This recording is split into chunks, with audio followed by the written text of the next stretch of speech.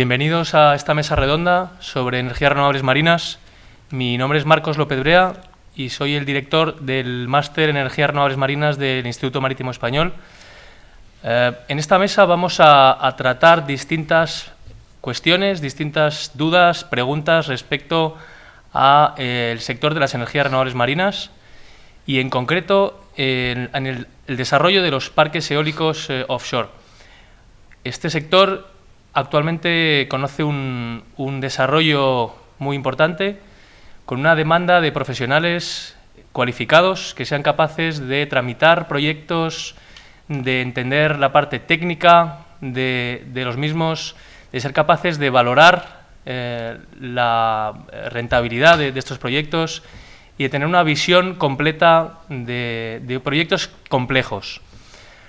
Las energías renovables marinas y, en concreto, el desarrollo de parques eólicos offshore, que actualmente tienen una capacidad instalada de aproximadamente 4 gigavatios, casi todos megavatios instalados en Europa, se espera que tenga un crecimiento muy relevante en los próximos años, desde el punto de vista tanto de cobertura de la demanda eléctrica como de la reducción de emisiones de gases de efecto invernadero asociada a una generación limpia.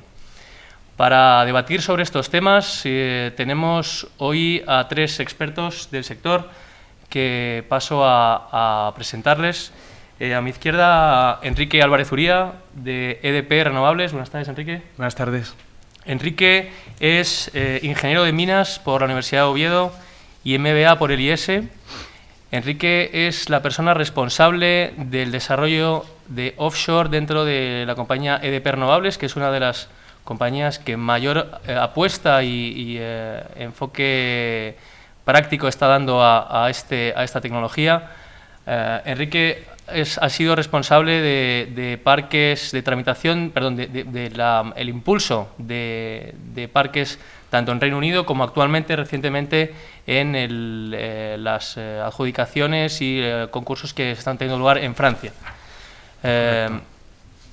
Gracias, Enrique, por estar con nosotros. Gracias por invitarme, Marcos. A mi derecha, Carlos Cerezo. Buenas tardes, Carlos. Muy buenas, ¿qué tal? Carlos es ingeniero de minas por la Universidad Politécnica de Madrid, PhD por el IES y Commercial Negotiation Program por el IE, entre otras cualificaciones.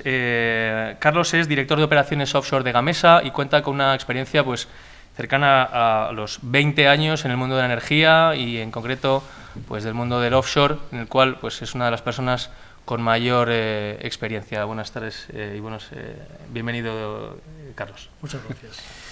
Y a mi derecha también Daniel Santos, de Altum. Daniel, que es ingeniero naval por la Escuela de Navales de Madrid. Daniel trabaja en la empresa Altum, empresa de ingeniería y consultoría, desde hace ya 10 años. Correcto. Si no me confundo. Bienvenido, Daniel. Muchas gracias. Daniel es fue el responsable de coordinar el informe que elaboró el Clúster Marítimo Español para todo el tema del offshore, y actualmente está también coordinando la segunda fase de este informe, que es un sobre la cadena de suministro. Cadena de suministro del offshore. Muy bien, pues nada, bienvenidos a los 3 y muchas gracias por estar aquí. Yo quería haceros una serie de preguntas para que vayamos debatiendo, y vamos a arrancar con Enrique, con una pregunta que quizás los que no conocen mucho este sector pueden hacerse. Incluso los que conocemos este sector todavía tenemos algunas dudas respecto a los tiempos, ¿no? Los tiempos de tramitación, los tiempos que se requieren para tener autorizado, para conseguir los permisos, autorizaciones administrativas, estudios de impacto ambiental, etcétera, etcétera, que hacen falta para conseguir un parque. O sea, que esa es la primera pregunta, Enrique, cuando quieras. Bueno, pues sí, muchas gracias. La verdad que la respuesta es compleja y no voy a ser demasiado ambicioso. Sí quiero destacar que es un proceso largo que va a tardar alrededor de los 5 años, lo que es no menos de 5 años en obtener una tramitación. Y Este tiempo puede variar muchísimo de una jurisdicción a otra, de un promotor a otro, en fin, la realidad es que hay procesos que han ido en 3 años, como en países maduros como Dinamarca, y parques que están 10 años en tramitación y ahí siguen. Sí quisiera destacar quizás las 4 áreas que los trámites deben cubrir en cualquier jurisdicción. Y cualquier promotor que quiera tramitar un parque eólico marino, primero deberá asegurar los permisos para acceder al emplazamiento. Ese es, sin duda, el primer paso, idealmente un acceso exclusivo, lo cual siempre es complejo porque acceder a la exclusividad a una concesión marítima tiene una complejidad que puede depender de si es aguas territoriales, aguas de la zona económica exclusiva, en fin, y la interacción con los múltiples usuarios. Por tanto, la exclusividad al acceso es fundamental. Otro permiso importante siempre va a ser la conexión eléctrica. Evidentemente, este es un punto crítico en cualquier planta de generación eléctrica y en un parque eólico marino pues siempre lo es. También con una complejidad asociada, que puedo elaborar un poquito más tarde, si quieres, porque también cambia de unos países a otros y es cierto que es interesante cómo cada país intenta incentivar esa ejecución de la obra de transmisión eléctrica de alta tensión de una forma diferente, y es muy notable las diferencias entre unos países y otros.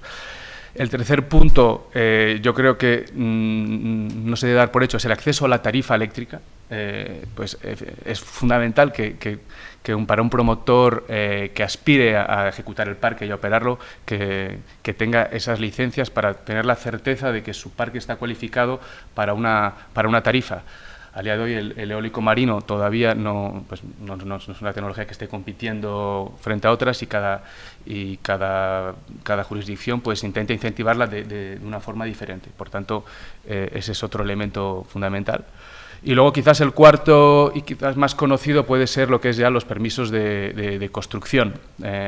Y por eso esos permisos también varían de un país a otro, pero son los clásicos permisos que son los 2 primeros años de desarrollo del parque. Cualquier promotor estará preparando los estudios de impacto medioambiental, tramitaciones técnicas para poder someter a la autoridad correspondiente esos permisos y tener el derecho de construcción del parque. Entonces, esas 4 áreas con diferente complejidad son las que hay que abarcar. Muy bien, muchas gracias, Enrique. ¿Cuánto tiempo se tarda, Carlos, en construir un parque eólico en el mar?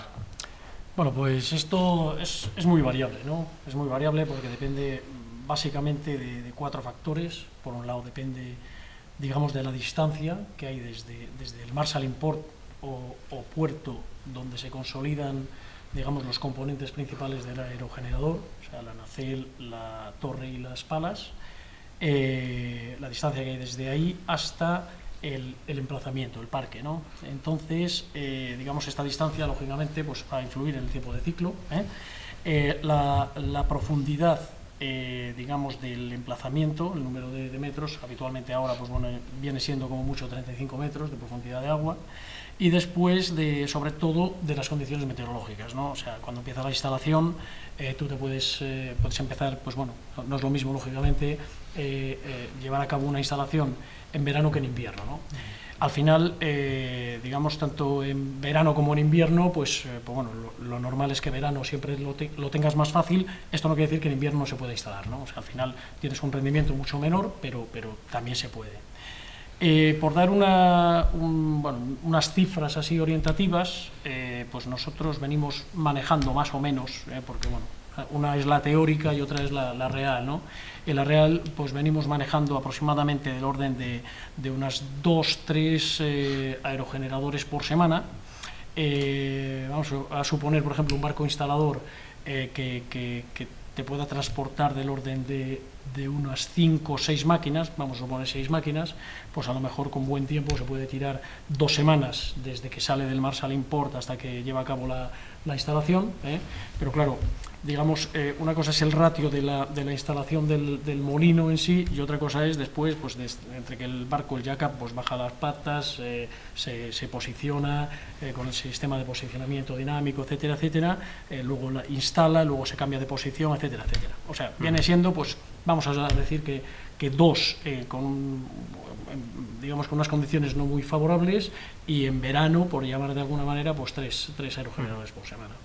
Desde el punto de vista de subestructura, que es lo que viene antes, pues bueno, yo creo que el rendimiento pues, de los monopilotes, ya que es tal y cual, el rendimiento de los monopilotes, que es el tipo de cimentación que actualmente pues, predomina, con las máquinas ahora de 3 megavatios que se están instalando ahora, etcétera, etcétera, pues bueno, suele ser pues, un rendimiento, digamos, del doble más o menos que el jacket, ¿no? Pero bueno, más o menos son los parámetros, y después, lógicamente, depende del número de máquinas del parque, como es lógico, ¿no? Y toda lo que es la fase del cableado, de la conexión del parque a una subestación. Todo esto, pues bueno, lógicamente, básicamente ahí podemos distinguir en la instalación de un parque, por un lado, lo que es la parte digamos, de subestructura, lo que es la fundación, la parte de la subestación offshore, y después el cableado. El cableado, por un lado, que une los aerogeneradores a la subestación, y por otro lado, de la subestación offshore a la subestación onshore. Todo esto, al final, digamos, se va haciendo, por decir de alguna manera, prácticamente en paralelo, ¿no? Y luego, finalmente, ya una vez, digamos, colocados lo que es la fundación o la cimentación, es cuando se lleva a cabo la instalación de los aerogeneradores. Ya, muy bien, muchas gracias. Daniel, ¿cómo tiene que ser un buque para... ¿Qué características tiene que tener un buque para que sea capaz digamos, de transportar las palas, las torres, etcétera, para construir un parque eólico en el mar? Supongo que me estarás preguntando sobre los barcos, que son los que más llaman la atención, los que todo el mundo tiene en la cabeza, que son los barcos instaladores de turbina, ¿no? Porque aparte, bueno, la cifra que hay por ahí, que intervienen hasta 20 tipos diferentes de buques en la construcción de un parque. De los buques que intervienen en la fase inicial de caracterización del parque, de caracterización del fondo, geotecnia, hay que hacer batimetrías, hasta la parte final de operación y mantenimiento, existen muchos tipos de buques.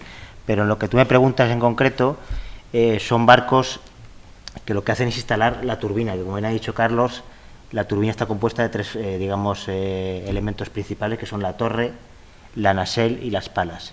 Entonces, ¿qué características tienen que tener? Pues tienen que tener superficie encubierta muy grande, es decir, con gran superficie encubierta, para transportar del orden de 5 o 6 turbinas. Son barcos que generalmente ya todos tienen un sistema de autoelevación, un sistema de jacking, que se llama, que cada vez se va demandando más capacidad para trabajar aguas más profundas. Estábamos hablando de 30, 40, las últimas unidades son capaces de trabajar a 50 metros de profundidad ya. Son barcos que se posicionan junto a la cimentación y digamos que largan las patas, elevan el barco sobre las patas y digamos se aíslan del estado de la mar, con lo cual les permite trabajar en cualquier estado de olas, de viento, mareas, etcétera. Suelen llevar acomodaciones grandes, es decir, acomodaciones de hasta 100 personas, y además acomodaciones que no son acomodaciones de barcos normales, sino son acomodaciones muy parecidas al del sector del petróleo, del oil and gas, que son de altos estándares, digamos. Son barcos que tienen que tener mucha maniobrabilidad por razones obvias, tienen que ser capaces de posicionarse junto a la cimentación. Entonces son barcos que llevan generalmente, aparte de las hélices propulsoras, llevan hélices transversales, hélices retráctiles, azimutales, etcétera, para conseguir la posición final del barco. Pues además de eso llevan otra serie de equipos, y por supuesto deben llevar una grúa de gran capacidad. Estamos hablando de grúas ya por encima de las 1000 toneladas de capacidad de elevación. Suelen llevar helipuerto para asuntos de transporte de personal o evacuación. Es decir, son barcos tecnológicamente muy avanzados y bueno, pues, luego hablaremos del precio, muy caros. No, sí, te quería preguntar precisamente ¿cuánto cuesta construir un buque? Es decir, ¿qué precio tiene aproximado? Porque siempre hay distintos tipos de buques y luego, sobre todo, si hay en ese coste que se está ahora mismo viendo, si hay perspectivas de reducción del coste de los buques. Bueno, el coste de un buque, saber el coste de un buque no es nada fácil. O sea, al final las fuentes las obtienes como puedes, pero es uno de los grandes secretos, ¿no? Saber lo que cuesta un buque, porque te pueden dar 3, 4 precios diferentes, cada uno el que quiera darte. El broker te da uno, el armador te da otro, el banco te da otro. Pero os voy a dar alguna cifra. Es decir, depende mucho primero de lo que he hablado, de los componentes tecnológicos que lleve, de la propulsión que lleve, de la capacidad de la grúa que lleve, de la acomodación que lleve, no lo mismo para acomodación para 50 personas que para 100 personas, es decir, todo eso varía, depende del astillero, por supuesto, pero digamos que la horquilla que se baraja ahora mismo estamos hablando entre los 120 millones de euros hasta los 200. Es decir, yo tenía aquí cifras del último barco construido, el último barco entregado, perdón, en diciembre de este año, que es un barco para beluga, que lo han construido en el astillero polaco en Crist. Ese barco está alrededor de 200 millones de euros. Así que es una cifra importante. Pero a cambio yo tenía aquí unas cifras que creo que también son interesantes, y el precio de flete. Es decir, que estamos hablando que son barcos que yo creo que la amortización es muy interesante para los que están metiéndose en negocio. Es decir, el precio del flete ahora mismo, las cifras que yo tengo de la semana pasada, de un Wind Turbine Installation Vessel, está entre los 100.000 y 175.000 euros al día. ¿No, Carlos? Tú que lo sabes mejor que yo, por ahí andará. Todo depende al final, porque es que el tema de los barcos instaladores, al final, claro, hay veces que te conviene que, o sea, la diferencia de precio influye mucho, lógicamente, la capacidad que tenga digamos, de instalar 2, 3 o 5 molinos, ¿no? Depende también la configuración y demás. La cuestión es que, claro, tienes que equilibrar por eso interviene lo que comentábamos antes de la distancia, entre la distancia, un poco por el rendimiento, y claro, y el coste de alquiler diario, que estamos hablando de unas cifras tremendas. Pues tienes que hacer ahí pues un equilibrio, la distancia, lo que, digamos, el número de unidades que transporta, para ver al final, o sea, generalmente trayectos, digamos, o cuando el parque está cerca, por decir de alguna manera, pues si te puedes apañar, por decirlo de alguna manera, con un barco instalador pequeño, pues siempre te puede salir mejor. Cuando el tiempo de ciclo es muy elevado, de manera que el tránsito hasta el emplazamiento sea de bastantes horas, pues también depende de las capacidades, pues la velocidad de crucero que pueda alcanzar estos barcos y tal, pues ya con los grandes, vamos a decir, pues son los más adecuados.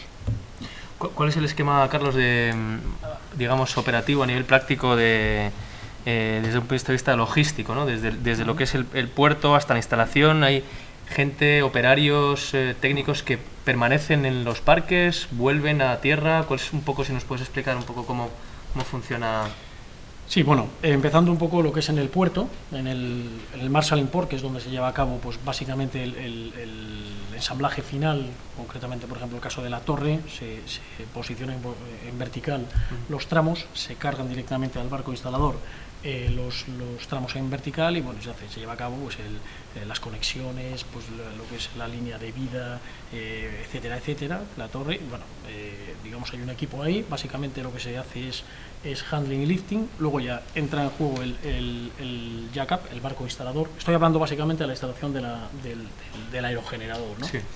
El barco instalador, básicamente, como comentabas antes, efectivamente, pues tiene acomodación de estos barcos de última generación para 80-100 personas, 80-100 personas, pues claro, te puede permitir para tiempos de ciclo, estos barcos que son barcos grandes, pues qué sé yo, de 2 semanas o algo así, pues te permite pues llevar todo ahí en el barco, ¿no? Cuando estás hablando de barcos más pequeños, siempre hay pues barcos de apoyo que te permite pues bueno, tener pues incluso ir y volver, depende, por eso es muy importante, digamos, la distancia a la que se encuentra, ¿no? Ya te digo, ahí, o sea, los parámetros principales son la distancia y en función de eso el barco y la gente, pues cuando las distancias son más elevadas suelen ir en el barco porque suele reunir las condiciones, y si no, pues barcos más pequeñitos y con apoyo, con barcos de apoyo, ¿no? Vale, muy bien, gracias. ¿Cuánto se tarda, Enrique, en conseguir esos permisos que nos decías y tener firmados los acuerdos con todos estos suministradores de equipos y de torres y de palas, y en conseguir financiación suficiente para poder poner en operación un proyecto de este tipo? Igual que antes, la respuesta no es blanco-negro, siempre hay un rango que desde mi punto de vista va a ser no menos de 4 años, siendo muy rápido, hasta rondando los 10 años, puede ser. lo mínimo, de una forma que quieres académica, por estructurártelo, la respuesta sería siempre un año de licitación. Es bastante normal en los países que sacan a subasta estas licitaciones, estas concesiones, pues un año de preparación para el promotor. Eso es un año de riesgo y de gastos para intentar conseguir este acceso. Después 2 años de estudios técnicos y medioambientales, a la vez acompañado por estudios de ingeniería. Con eso hacemos 3 años. Una vez que se consigue toda esta documentación, hay que entregarla a la administración, a las administraciones. Lógicamente, países maduros tienen una ventanilla única, países que quizás todavía no están preparados o tienen una regulación más compleja, pues habrá que pasar por diferentes autoridades regulatorias a nivel nacional, regional, local. Y un año, otro año es lo normal, incluso muchas veces mucho más. Entonces, por lo menos 4 años para tener la respuesta de las autoridades competentes para ver si ese parque es viable o no. Y una vez que se tienen esos permisos, lo normal es que un promotor una vez que ha quitado gran parte del riesgo, vuelva a gastar otra cantidad de dinero importante en ya hacer estudios de detalle, geotécnicos, ingeniería y, por supuesto, el periodo de compras, cierre de contratos de compras y financiación, que no serán 2 años, es una cosa razonable.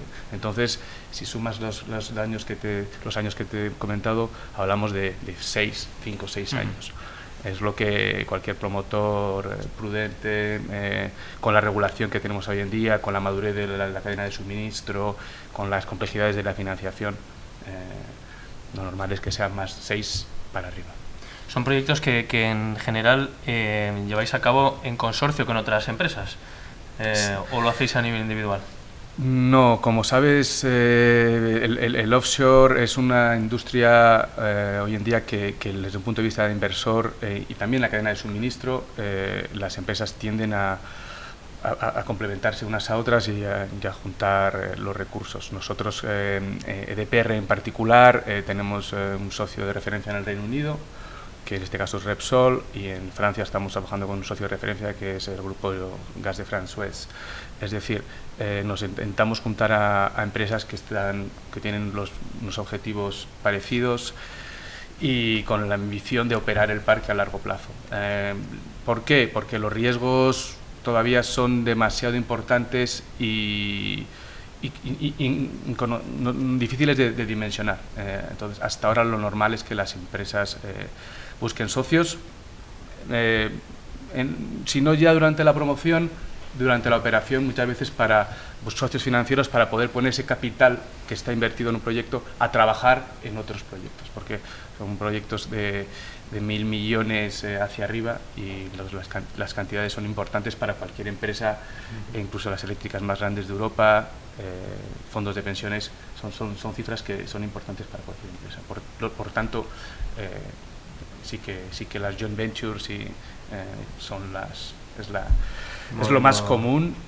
También la cadena de suministro, no solo el punto inversor, que es el punto que quizá represento, también los proveedores se asocian. Antes mencionamos Beluga, que es una joint venture de 2 grandes empresas, etcétera, etcétera, etcétera. Muy bien, gracias, Enrique. En esa cadena de suministro, Carlos, ¿cómo ves los retos que se plantean a nivel logístico? Es decir, ¿dónde están las dificultades? Los retos desde el punto de vista logístico que veo a futuro son, quizá, de los más importantes es el tamaño que van adquiriendo los aerogeneradores. Estamos ahora hablando ya que los de 5 o 6 megavatios están ahí. Los de 8 en poco tiempo van a tener que estar. Y claro, estamos hablando de componentes de unos pesos y unas dimensiones que va a exigir que la fabricación se lleve a cabo, digamos, el ensamblaje final en estos puertos que hablábamos antes, digamos, o bien marshalling port o puertos de consolidación, o va a requerir que la existencia de estos barcos instaladores que permitan transportar desde estos hubs industriales estos aerogeneradores a los emplazamientos directamente para evitar manipulaciones y demás. Por tanto, pesos y dimensiones de los molinos digamos futuros, esto yo creo que va a ser un reto muy, muy importante. Indudablemente el tema de los barcos instaladores, estamos hablando, pues bueno, que tienen, digamos, unos requerimientos en cuanto a profundidad, los límites que tienen ahora mismo, pues barcos que puedan operar o instalar en emplazamientos de 50 metros, yo creo debe haber uno o dos. Digamos en las concesiones, pues a futuro pues será necesario, ¿no? Antes de meternos ya en plataformas flotantes y demás.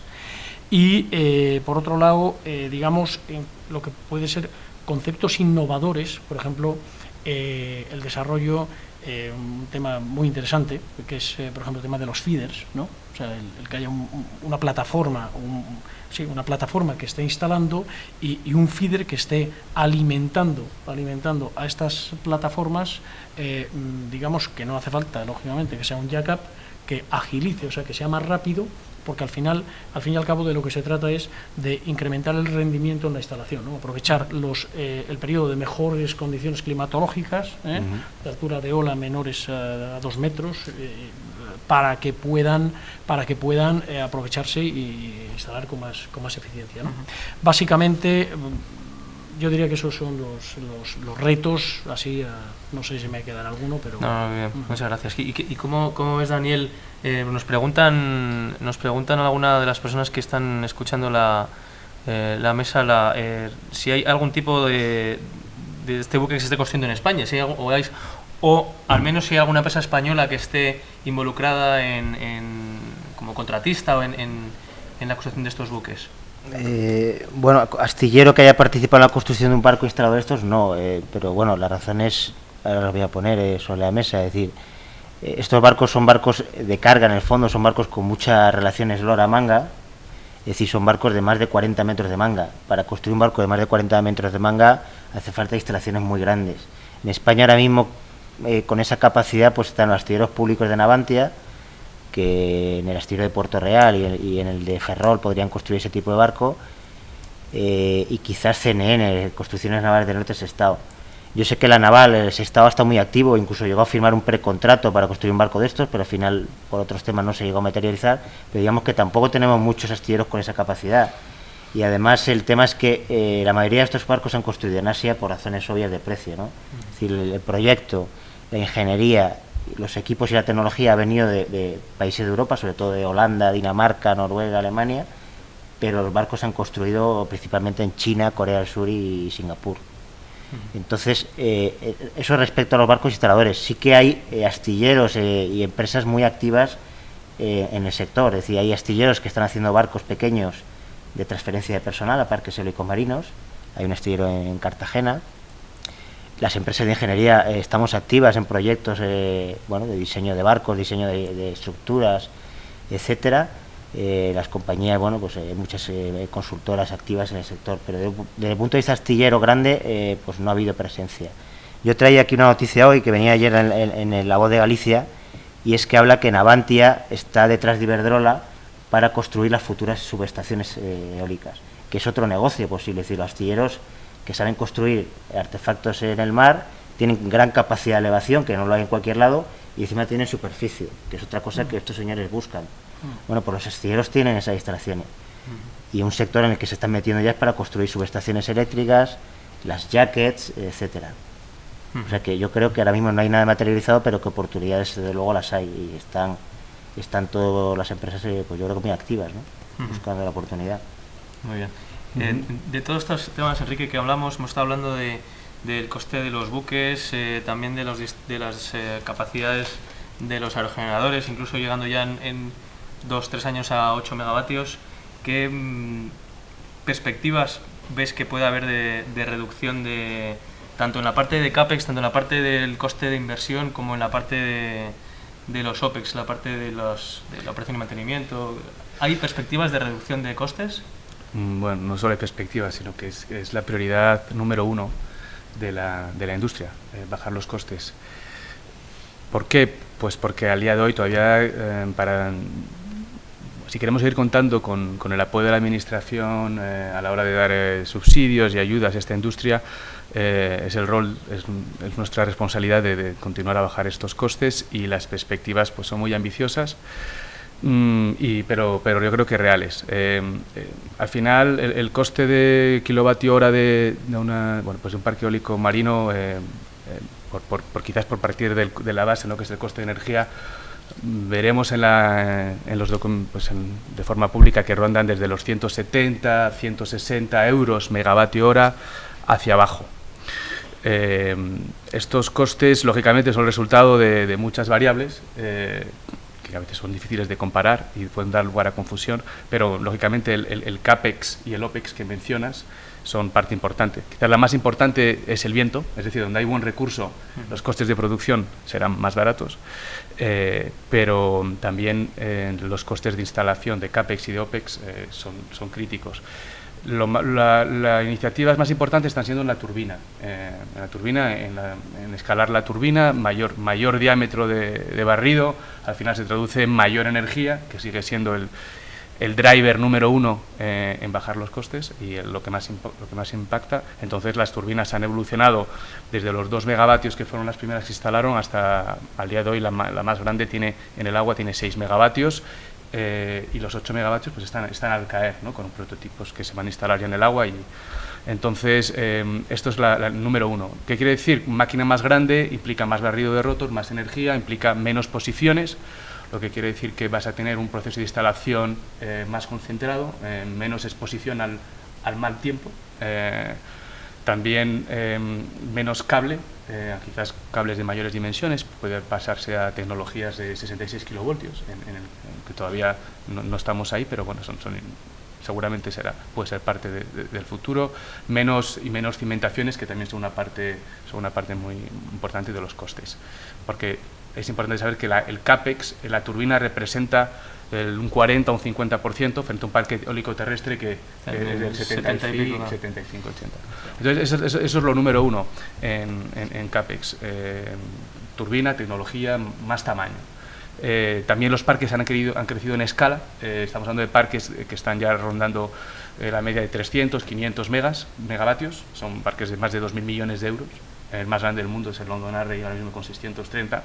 Yo creo que estamos tocando un poco el tope, por lo normal es que los parques que veamos en el futuro sean de 600 a 300 megavatios, pero todavía no hay una estandarización, que es otra gran apuesta de la industria, lo que es conseguir que sean procesos a escala repetitivos y que cada parque no sea un parque único y especial, sino que las subestaciones, los procesos de instalación, a pesar de las diferencias de emplazamientos, haya digamos una forma modular de instalar y repetitiva para bajar riesgos, bajar costes y hacer esta industria más competitiva. En OPEX, pues ahora mismo hay operando 5 gigavatios, comparado con el terrestre yo creo que estamos en cuanto a 250, cerca de los 300 gigas. Claro, hablamos del 2% de capacidad instalada, entonces tampoco hay que ser ambiciosos de decir, bueno, es la prioridad. Sí, es la prioridad porque son gastos durante 20 años, pero hoy en día hay un poco instalado relativamente a otras tecnologías. Los costes continúan bajando, los buques continúan bajando, pero bueno, continúan bajando los costes, quiero decir, pero bueno, todavía hay muchísimo recorrido y muchas experiencias de otras industrias petroleras, eólicas terrestres, que tienen, yo creo que todavía mucho que decir en continuar en bajar los costes de OIM, que también son muy variables, pero por decir una cifra, pueden ser del orden de 100.000 euros el megavatio, es decir, una cifra poco académica. Muy bien, muchas gracias. Nos preguntan, no sé, Carlos, si nos puedes contestar a esto, porque hablamos siempre, o hemos estado hablando de la tecnología actual, que es la que se utiliza del monopilot, ¿no? Nos preguntan alguien por las plataformas flotantes, por las turbinas flotantes, si esto es, qué expectativas tiene, si las empresas están, o vuestras empresas están apostando por esta tecnología de la que actualmente no hay ningún megavatio en funcionamiento. Sí, vamos a ver, nosotros estamos trabajando por algunos proyectos para precisamente desarrollo de plataformas flotantes. Indudablemente esto será el futuro. Lo que pasa es que, claro, como todo, pues empieza por lo más fácil, ¿no? Y en el caso de los parques offshore que hoy en día están instalados, lógicamente pues están en zonas donde existe plataforma continental y donde la profundidad es menor, ¿no? ¿Por qué? Porque los costes al final son los más bajos y todo lo que sea instalar, pues como estaba comentando Enrique antes, pues digamos el driver, el coste al final es lo que te va marcando un poco la pauta, ¿no? Desde el punto de vista concretamente en España, que no tenemos plataforma continental, pues el futuro va a pasar por las plataformas flotantes. Ahora, como digo, hay estudios y yo creo que se va a ir cada vez a desarrollar esto más, porque bueno, habrá ya, una cosa es que haya lugares favorables para desarrollar la energía eólica offshore, porque tiene poca profundidad, y otras que en el futuro pues quieran o tengan la necesidad de utilizar este tipo de tecnología, y yo estoy seguro que de hecho se está estudiando ahora y vendrá. ¿Cuándo? Pues no te puedo decir, pero está en estudio ahora, y los prototipos en algunos casos están funcionando y en otros en breve van a venir. Me gustaría solamente matizar que efectivamente en EDPR sí que ha apostado en su fase de I+D por esta tecnología, y estamos operando una unidad, una máquina de 2 megavatios en las costas portuguesas, y hay la ambición de hacer una segunda fase con nuestros socios, ¿no? Y es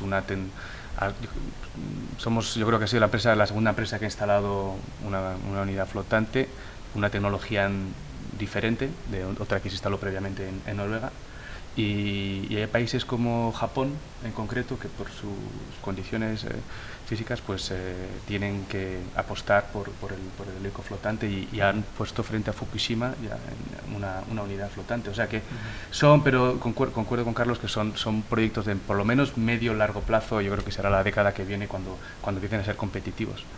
Para justificarlo necesitamos llegar a lugares con más recursos, si no tiene tanto sentido. Vale, teníamos alguna pregunta más que yo creo que Carlos ha contestado respecto a los parques eólicos marinos en España, que bueno, probablemente la respuesta es aerogeneradores flotantes.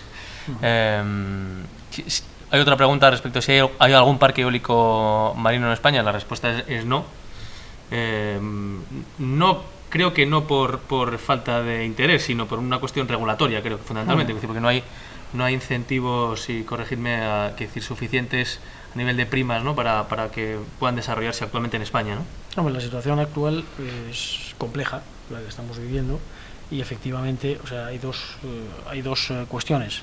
Una, la que estás comentando del tema regulatorio, que hoy por hoy está bastante está difícil o muy difícil, o imposible, y la otra es desde el punto de vista técnico. Claro, desde el punto de vista técnico, efectivamente. Claro. Ya, muy bien, pues muchas gracias. ¿Tenemos alguna pregunta más que nos habéis enviado? Es una pregunta, creo que es para nota. Hoy puede ser a la vez un parque eólico, puede aprovechar a la vez, entiendo tal y como está formulada la pregunta, que es que si puede a la vez un parque eólico aprovechar la energía cinética del viento y aprovechar la fuerza de las mareas. Si se puede combinar energías marinas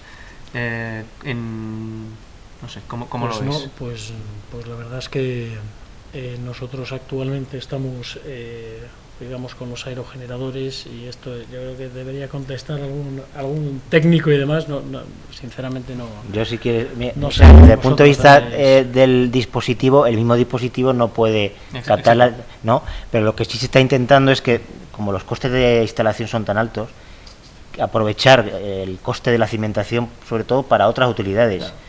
Se está hablando de utilidades para acuicultura, para arrecifes artificiales, y una de ellas es para montar otros dispositivos de captación de energía en mareas, corrientes, etcétera. O sea que digamos que el dispositivo sería adicional, ¿no? Pero que se podría aprovechar de la cimentación que ya lleva el aerogenerador que monta el parque. Y hay prototipos. Yo ya he visto un prototipo innovador que yo pienso que todavía nunca se ha puesto en la práctica. No sé si a pequeña escala se ha podido hacer algo en laboratorios, en piscinas, pero sí que hay personas con mucha innovación y con muy buenas ideas que quizás en el futuro se puedan llevar parques que puedan aprovechar el viento y en concreto el que yo vi era de olas y y viento, no era de mareas, pero bueno. Ideas hay, falta ponerlas en práctica para que lleguen a ser comerciales. Eso es. Tenemos un par de preguntas más respecto a los puertos. Nos preguntan si hay puertos con capacidad suficiente para ser Marshalling Ports en Europa y en España.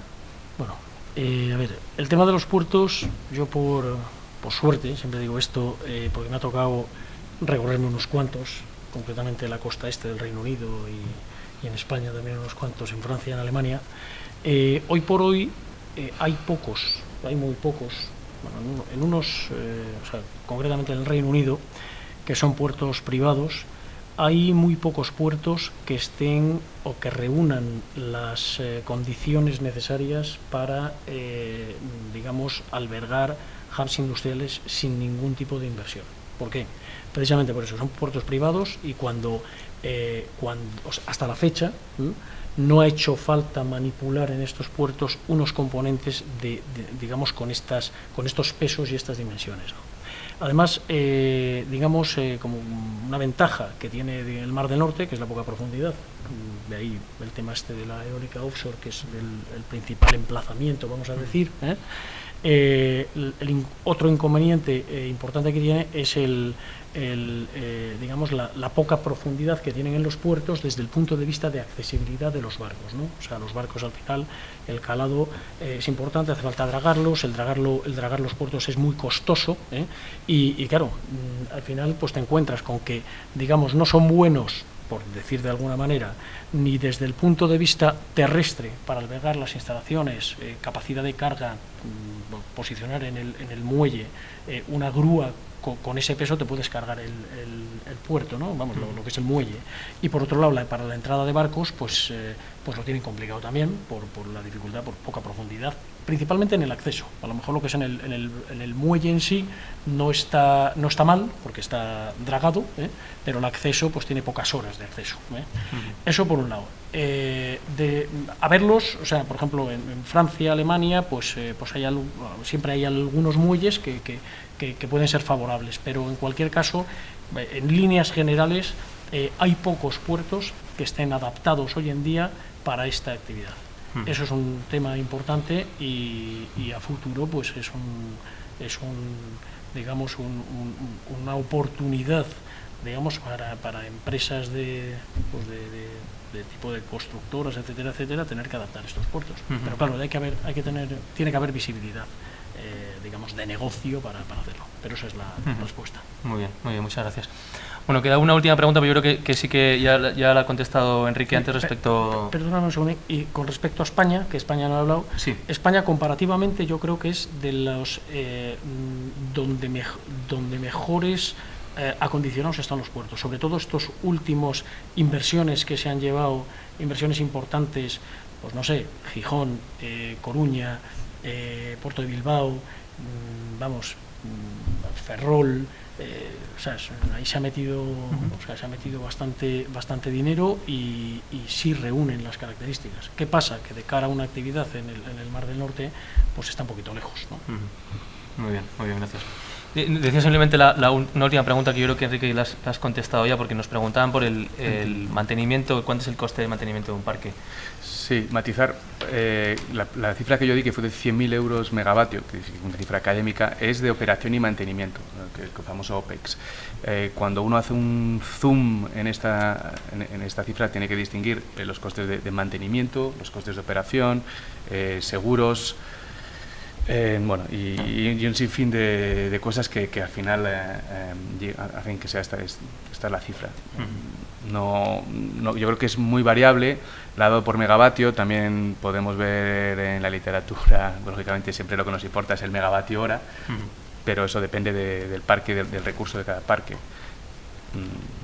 Entonces, bueno, prefiero no dar una cifra. Bastaría simplemente tener en cuenta unas horas de un parque que pueden oscilar entre 3.500 hasta 4.500 horas para calcular el coste por euro megavatio hora, que es como solemos ver en general en el sector. Yo creo que 100.000 euros es una cifra redonda que se ajusta un poco a lo que podemos encontrar de OPEX y que depende de si es sido financiación proyecto, financiación con recursos propios, seguros, son cosas que no se pueden despreciar y que tienen un impacto durante lo largo de la vida muy importante. Muy bien, muchas gracias. Bueno, pues no hay más preguntas.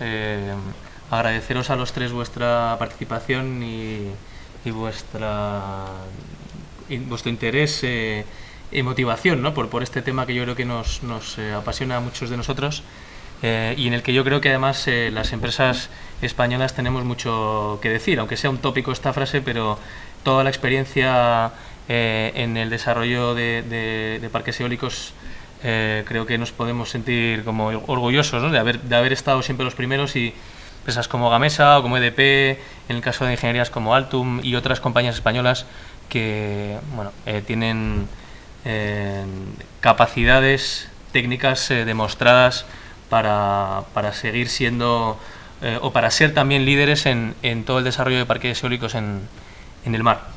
O sea que muchísimas gracias por haber participado. Un placer. Y bueno, emplazarles a ustedes a que tengan más información sobre el máster específico que desarrolla conjuntamente Bureau Veritas y el Instituto Marítimo Español sobre este tema, que es el máster de energías renovables marinas, en el que, entre otros, Enrique Álvarez Uría es profesor, y de una manera u otra también colaboran tanto Carlos como Daniel, y que cuenta con un temario creo que muy completo, y que cubre muchos de estos temas que hemos estado comentando respecto a el tema de los buques, el tema de la tramitación, cómo o cuánto cuesta cada cosa, cómo se valora un proyecto, cuáles son los riesgos que van surgiendo a lo largo de las distintas fases tanto de tramitación como de construcción de un parque, y es un máster que arranca en el mes de abril, y animarles a que tengan más información o soliciten más información a través de tanto Bureau Veritas como del Instituto Marítimo Español. Y sin más, pues nada, despedirnos, dar las gracias por habernos escuchado, y hasta una próxima ocasión.